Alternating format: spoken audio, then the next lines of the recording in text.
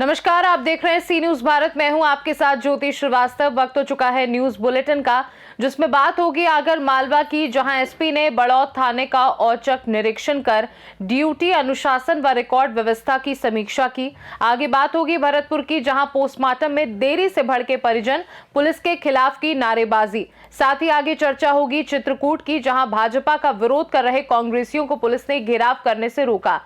ऐसी तमाम खबरों पर विस्तार से करेंगे चर्चा, लेकिन आइए उससे पहले नजर डाल लेते हैं इस वक्त की टॉप हेडलाइंस पर। बैंक ऑफ जापान ने ब्याज दर बढ़ाकर 0.75% की, 30 साल में सबसे अधिक।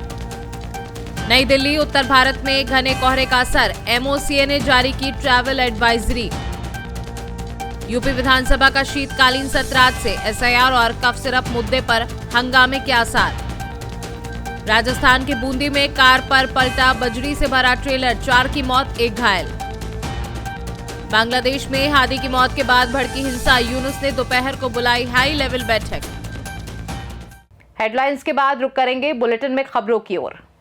आगर मालवा में पुलिस अधीक्षक विनोद कुमार सिंह ने कानून व्यवस्था एवं रात्रिकालीन सुरक्षा को मजबूत करने के उद्देश्य से देर रात थाना बड़ौद का औचक निरीक्षण किया, जहां उन्होंने नाइट ड्यूटी पर तैनात अधिकारियों कर्मचारियों की उपस्थिति, अनुशासन व सतर्कता की जांच की तथा गश्त स्टाफ से पेट्रोलिंग मार्ग व समयबद्ध निगरानी की जानकारी ली। निरीक्षण के दौरान उन्होंने ड्यूटी के समय पूर्ण सतर्कता, नशामुक्त ड्यूटी और जिम्मेदार व्यवहार सुनिश्चित करने के निर्देश दिए तथा अपराध रोकथाम व आमजन की सुरक्षा के लिए नाइट गश्त को प्रभावी बनाने पर जोर दिया। इसके साथ ही थाना कार्यालय, हवालात, रिकॉर्ड संधारण, रजिस्ट्रों की अद्यतन स्थिति व साफ सफाई का अवलोकन कर व्यवस्थाओं को और सुदृढ़ करने हेतु आवश्यक दिशा निर्देश दिए। आगर मालवा से सी न्यूज संवाददाता अर्श अहमद कुरैशी की रिपोर्ट। कसूरा क्षेत्र में मिला तेंदुए का शावक। सुभाष खेड़कर ने वनपाल पीजी, बालापुर तालुका के ग्राम कसूरा रोड पर गजानन महाराज के मंदिर के 100 मीटर सामने स्थित दाबकी रोड जंगली जानवर तेंदुए का शावक था। गायकवाड़ को देने के बाद वन परिक्षेत्र अधिकारी विश्वास थोरात की टीम ने मौके पर जाकर तेंदुए पर रिस्क ऑपरेशन कर उसे सिंधी कैंप अकोला लाया गया और चिकित्सा परीक्षण के बाद वन परिक्षेत्र अधिकारी और पशु चिकित्सा अधिकारी डॉक्टर मेघा वानखड़े ने पिंजरे में बंद कर दिया। ये साबित हो चुका है कि इस क्षेत्र में तेंदुए घूमते रहते हैं, जिससे किसानों में दहशत का माहौल है। उक्त रेस्क्यू हेतु थोरात, बालू, कालने, काकड़े, राठौड़, गायकवाड़ स्टाफ उपस्थित थे। अकोला से सी न्यूज संवाददाता धनराज सबकाल की रिपोर्ट। भरतपुर के चिकसाना थाना क्षेत्र में सड़क हादसे में 32 वर्षीय हरेंद्र सिंह की मौत के बाद पोस्टमार्टम में देरी को लेकर परिजन भड़क उठे। परिजनों का आरोप है कि वे सुबह 9 बजे आरबीएम अस्पताल की मॉर्चुरी पहुंच गए थे, लेकिन पुलिस करीब 3.5 से 4 घंटे बाद पहुंची, जिससे नाराज परिजनों ने अस्पताल परिसर में पुलिस के खिलाफ नारेबाजी की। जानकारी के अनुसार बुधवार रात सांड के टकराने के कारण हादसा हुआ था, जबकि पुलिस ने देरी का कारण एसपी कार्यालय में क्राइम मीटिंग होना बताया, जिससे कुछ समय के लिए अस्पताल परिसर में तनाव का माहौल बना रहा। भरतपुर से सी न्यूज संवाददाता देवेंद्र सिंह सोलंकी की रिपोर्ट। चित्रकूट में कांग्रेस कमेटी अध्यक्ष अजय राय के निर्देश पर जिलाध्यक्ष कुशल सिंह पटेल के नेतृत्व में कांग्रेस कार्यकर्ताओं ने भाजपा कार्यालय घेराव के लिए जुलूस निकाला, लेकिन पुलिस ने पहाड़ी रोड पर ही उन्हें रोक दिया। इससे नाराज कार्यकर्ताओं ने सड़क पर बैठकर सरकार विरोधी नारे लगाते हुए धरना दिया। कांग्रेस नेताओं ने नेशनल हेराल्ड मामले में सोनिया गांधी और राहुल गांधी को फर्जी तरीके से फंसाने का आरोप लगाते हुए भाजपा सरकार पर ईडी, सीबीआई के दुरुपयोग का आरोप लगाया और माफी की मांग की। धरने में बड़ी संख्या में कांग्रेस कार्यकर्ता मौजूद रहे। सत्य की जीत हुई, झूठ का पर्दाफाश हुआ। हमारे नेता जननायक आदरणीय राहुल गांधी जी, नेता प्रतिपक्ष और पूर्व राष्ट्रीय अध्यक्षा श्रीमती सोनिया गांधी जी के खिलाफ जिस तरह से ईडी ने बिना एफआईआर के मुकदमा चलाया और उनसे 50-50 घंटे, 60-60 घंटे पूछताछ की, सोनिया जी से पूछताछ की, माननीय न्यायालय ने उसको पूरी तरह से खारिज कर दिया। इसी के विरोध में आज हम लोग कि हमारे नेता को न्याय मिला और सत्य की जीत हुई, इसी के विरोध में आज हमारा कार्यक्रम उत्तर प्रदेश कांग्रेस कमेटी के जुझारू अध्यक्ष माननीय अजय राय जी के निर्देश पर हम लोगों का कार्यक्रम आज भारतीय जनता पार्टी के कार्यालय को घेरने का था, वहां पे हम चारों तरफ से घेरते और दिन भर बैठने का हमारा कार्यक्रम था, लेकिन प्रशासन ने हमको रोक दिया कार्यालय के बाहर, तो हम सड़क पर ही धरने पे बैठ गए और हमारा यह कार्यक्रम यहीं पे खत्म हो गया। क्या नाम है आपका? कुशल सिंह पटेल एडवोकेट, जिला अध्यक्ष, जिला कांग्रेस कमेटी चित्रकूट। आज का ये आपका कार्यक्रम है, तो किस विषय को लेकर के हुआ है? जैसा कि सबको मालूम है कि जीत हमेशा सत्य की ही होती है, सत्यमेव जयते है। जैसे ये बीजेपी सरकार है, जिस तरह से हमारे ये नेशनल हेराल्ड को लेके हमारे राहुल गांधी और सोनिया गांधी के ऊपर फर्जी मुकदमा किया था, तो उसी के प्रतिपक्ष में जो है आज सत्य की जीत हुई है और झूठ का हार हुआ है।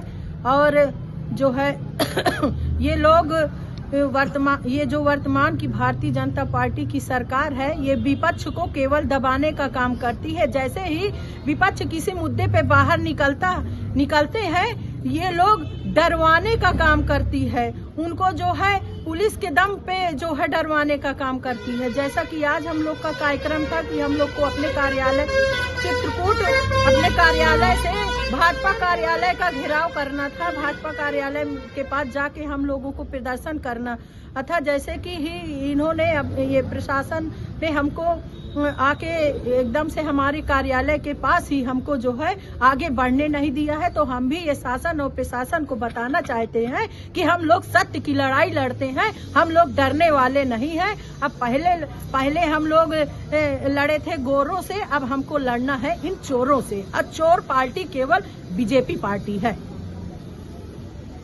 क्या नाम है आपका? रंजना बराती लाल पांडे, पूर्व प्रत्याशी मानिकपुर विधानसभा 237, पीसीसी सदस्य। चित्रकूट से सीनू संवाददाता वीरेंद्र सिंह की रिपोर्ट।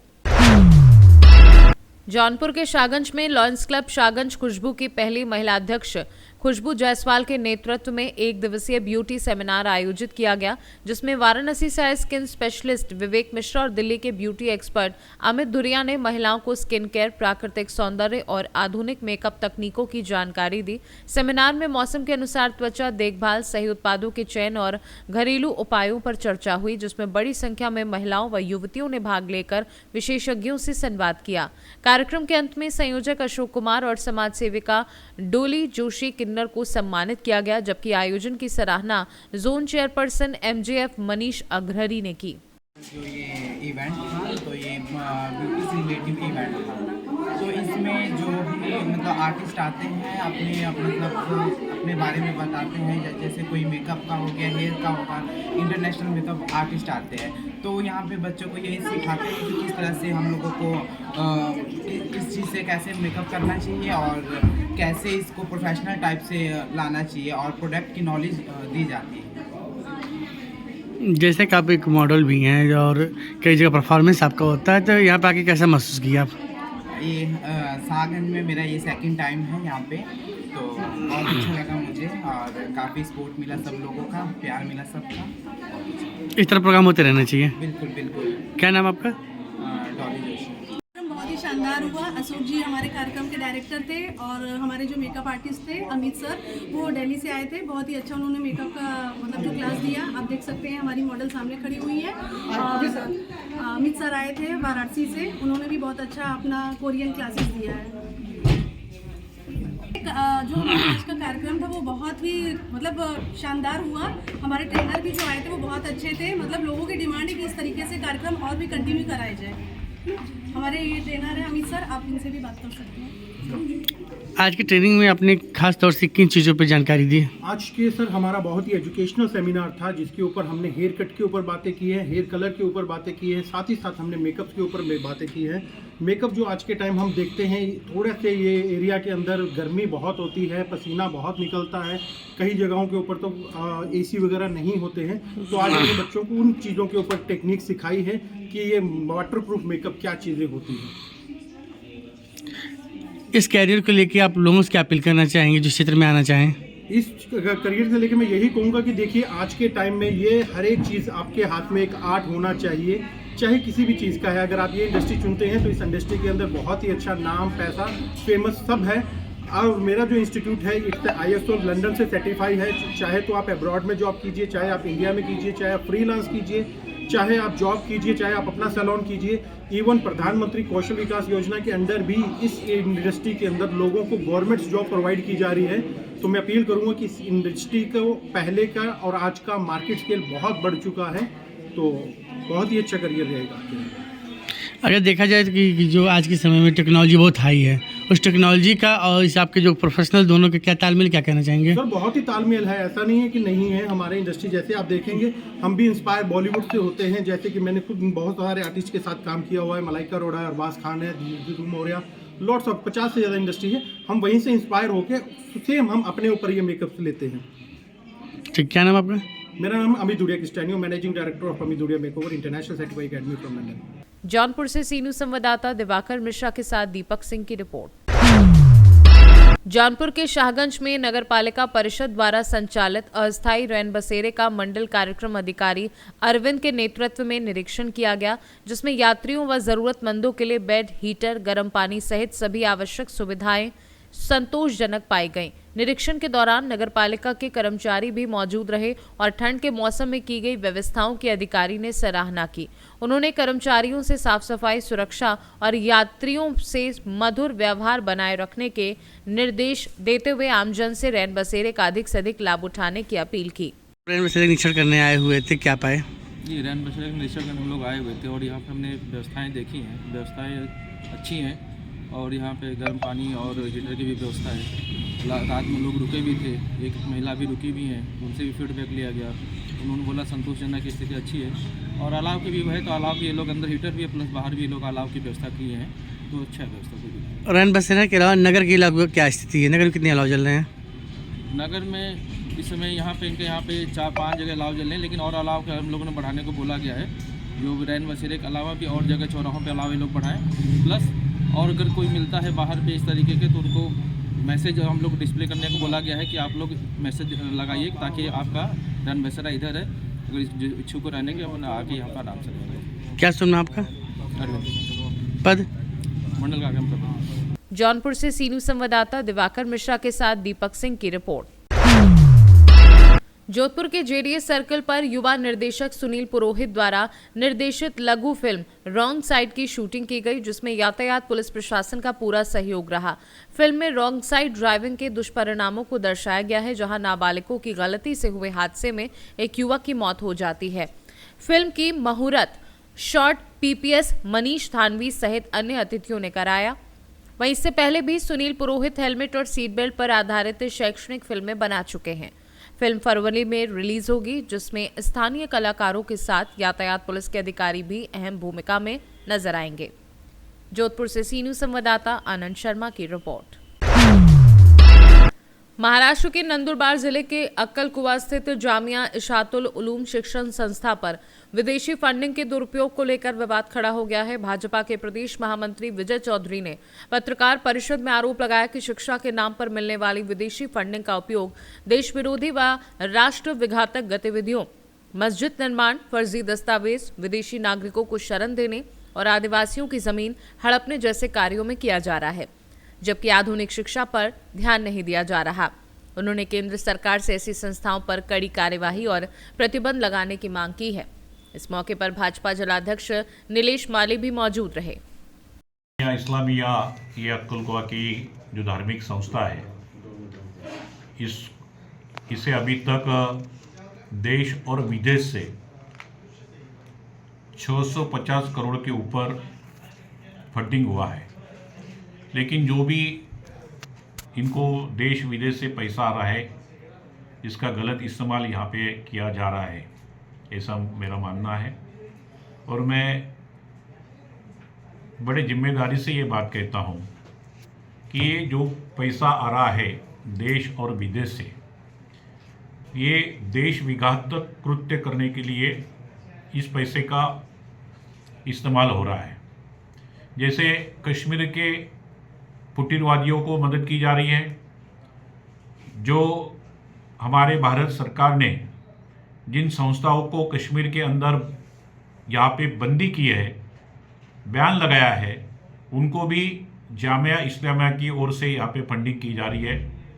उसके अलावा हमारे देश के अंदर कई मस्जिद निर्माण के लिए, अवैध निर्माण के लिए यहाँ पे फंडिंग भी यहाँ पे की जा रही है। यहाँ पे जो कुछ एजुकेशन दिया जा रहा है जामिया इस्लामिया में, ये केवल धार्मिक शिक्षण दिया जा रहा है। 10% केवल यहाँ पे आधुनिक शिक्षण का यहाँ पे काम चल रहा है। जब आधुनिक शिक्षण की ज़रूरत यहाँ पे मुस्लिम लोगों को दी जानी चाहिए, बल्कि यहाँ पे धार्मिक शिक्षण के माध्यम से मौलाना मौलवी तैयार किए जाते हैं और ये मौलाना मौलवी देश भर में जाके मुस्लिम युवकों को भड़काते हैं। देश को इस्लामीकरण कैसा हो, भारत का इस्लामीकरण कैसा हो, इसके लिए प्रयास कर रहे। यहाँ पे कई संस्थाएं इनकी जो खड़ी है ये टोटली बेकायदेशीर है।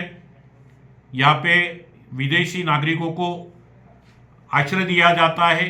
इसके खिलाफ भी हमने इस विषय को लेके माननीय मुख्यमंत्री देवेंद्र फडणवीस साहब हो, इनको हमने एक आवेदन निवेदन दिया था। इसकी चौकसी भी चल रही है, इसकी इंक्वायरी चल रही है। तो मेरा मानना है कि ये संस्था का जो आने वाला फंडिंग है ये केवल और केवल हमारे देश के खिलाफ चल रहा है। फुटीरवादियों को और देश विघातक कृत्य करने वालों को यहाँ पे संरक्षण दिया जा रहा है, उनको मदद की जा रही है। तो मुझे माननीय मुख्यमंत्री और प्रधानमंत्री से निवेदन है कि ये संस्था की जो मान्यता है वो रद्द की जाए और संस्था की जितनी भी जमीन है, जितनी भी बिल्डिंगें हैं, जितनी भी इमारतें हैं, ये सरकार जमा हो, ये मेरी मांग है। 2025 को भी संस्था के खिलाफ हमने माननीय मुख्यमंत्री देवेंद्र फडणवीस साहब को कंप्लेंट की थी। उसके तहत इंक्वायरी जोरों से हो रही है। अभी भी ईडी ने यहाँ पे इस संस्थाओं पे कार्रवाई की, छापेमारी की। पूरा एक दिन तहकीकात करने के बाद ईडी अभी अपने नतीजे पे पहुँचेगी, लेकिन पुलिस ऑफिसर भी इस संस्था की पूरी जानकारी ले रहे, इंक्वायरी कर रहे। देखिए, इसमें बहुत बड़ा यहाँ पे घपला निकलने वाला है। देशद्रोही जो भी काम चल रहे हैं, जो भी विदेशी फंड आ रहा है, वो विदेशी फंड कैसे इन्होंने गैर तरीके से इस्तेमाल किया, ये भी बाहर आने वाला है। नंदुरबार से सीनू संवाददाता प्रमोद बिरारी की रिपोर्ट। महाराष्ट्र के नासिक में नासिक ग्रामीण पुलिस द्वारा 18 दिसंबर को पुलिस मुख्यालय आडगांव में मुद्देमाल हस्तांतरण एवं पुलिस पाले गुणगौरव समारोह का भव्य आयोजन किया गया, जिसमें विशेष पुलिस महानिरीक्षक दत्तात्रेय कराले प्रमुख अतिथि रहे। कार्यक्रम में विभिन्न अपराधों में जब्त करीब 2,54,00,000 रुपए मूल्य का मुद्दामाल संबंधित शिकायतकर्ताओं को सौंपा गया। साथ ही साइबर ठगी के पीड़ितों को लगभग 85 लाख रुपए वापस किए गए और 230 गुमशुदा मोबाइल उनके मालिकों को लौटाए गए। इस अवसर पर पुलिस अधिकारियों, कर्मचारियों के मेधावी बच्चों और उत्कृष्ट कार्य करने वाले पुलिसकर्मियों को भी सम्मानित किया गया। कार्यक्रम को संबोधित करते हुए अधिकारियों ने नागरिकों से अपराध रोकथाम में सहयोग और संपत्ति की सुरक्षा के प्रति सतर्कता बरतने की अपील की। नासिक से सीनू संवाददाता संजय जाधव की रिपोर्ट। उन्नाव पुलिस को मिली बड़ी सफलता, मुर्गी चोरी का हुआ खुलासा। 36 जीवित मुर्गियों व कार के साथ शातिर चोर गिरफ्तार। फतेहपुर 84 थाना पुलिस ने कार्यवाही की है। मुर्गी फार्म की जाली तोड़कर चोरी की गई थी मुर्गियां। बता दें कि सफेद स्विफ्ट डिजायर कार से ले जाई जा रही थी मुर्गियां। बहादुरखेड़ा मोड़ से आरोपी सरोज को पुलिस ने गिरफ्तार किया है। आरोपी के कब्जे से 36 जीवित मुर्गी व कार बरामद हुई है। चोरी की मुर्गियां कानपुर बेचने जा रहा था सरोज। पुलिस ने आरोपी सरोज को गिरफ्तार कर लिया है। ये मामला फतेहपुर 84 थाना क्षेत्र का है। उन्नाव से सीनू संवाददाता अजय कुमार की रिपोर्ट। फिलहाल के लिए न्यूज बुलेटिन में बस इतना ही। देश दुनिया की बाकी खबरों को जानने के लिए आप देखते रहिए सी न्यूज भारत।